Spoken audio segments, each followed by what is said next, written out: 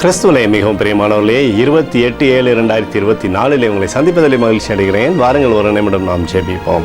அன்பு தகப்பனே, இன்றைக்கு என்னுடைய பாதுகாப்புக்காக ஜெபிக்கும்படி என் தேவனுடைய சமூகத்தில் வருகிறேன். என் தேவனுடைய நிறைவும் அன்பும் ஆசீர்வாதம் விடுதலையும் அவருடைய வாழ்க்கையில் இருக்கும்படி ஜெபிக்கிறேன். எல்லா பொல்லாப்பு நாசமோச விலக்கி அவரை நீங்கள் பாதுகாத்துக் கொள்ளுங்கள். என் தேவனுடைய கரம் இவரோடு இருந்து அற்புதத்தை செய்வதாக முடியும். நிறைவானது இவருடைய வாழ்க்கையிலிருந்து செயல்படட்டும் அப்பா. சகல தீமைகளிலிருந்து இவரை நீர் விடுதலையாக்கி ஆசீர்வதிக்கும்படியாக ஜெபிக்கிறேன். இயேசு கிறிஸ்து சிந்தின பரிசுத்த ரத்தத்தை இவர் மீதும் குடும்பத்தின் மீதும் செய்கிற சகல காரியத்தின் மீதும் பூசுகிறேன். ஆகவே இந்த நாள் முழுவதும் மகிமையின் ஆசீர்வாதம் இவரோடு இருப்பதாக. பிலிப்பியர் 4:13 படி என்னை பலப்படுத்துகிற கிறிஸ்துவினால எல்லாவற்றையும் செய்ய எனக்கு பலன் உண்டு என்று சொல்லி எழுதப்பட்டக்கூடிய வார்த்தையின்படி ஆண்டவரே இவரை நீர் பலப்படுத்தி சகல நன்மையினாலும் ஆசீர்வதித்து வழி நடத்துங்க. இயேசுவின் நாமத்திலே ஒப்பு கொடுத்து ஜெபிக்கிறேன் நல்ல பிதாவே, ஆமேன். பிரியமான ஜெப பங்காளரே, ஒரு நிமிடம் நம்ம இந்திய தேசத்திற்காகவும் ஜெபிப்போம்.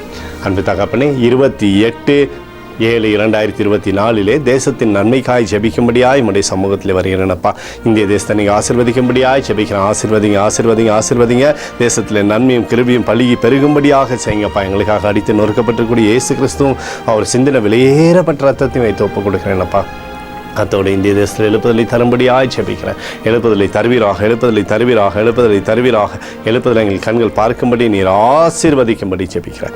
நேற்றும் இன்றும் என்று மாறாதவராகி இயேசுவின் நாமத்திலே ஒப்புக்கொடு ஜெபிக்கிறேன் நல்ல பிதாவே, ஆமேன். பிரியமான ஜெப பங்காளரே, ஆண்டவர் நம்மளுடைய ஜெபத்தை கேட்டிருக்கிறார். இந்த நாள் முழுவதும் கர்த்தராகிய இயேசு கிறிஸ்துக்குள் நீங்கள் வளரும்படி உங்களை வாழ்த்தி ஆசீர்வதிக்கிறேன். ஆமேன்.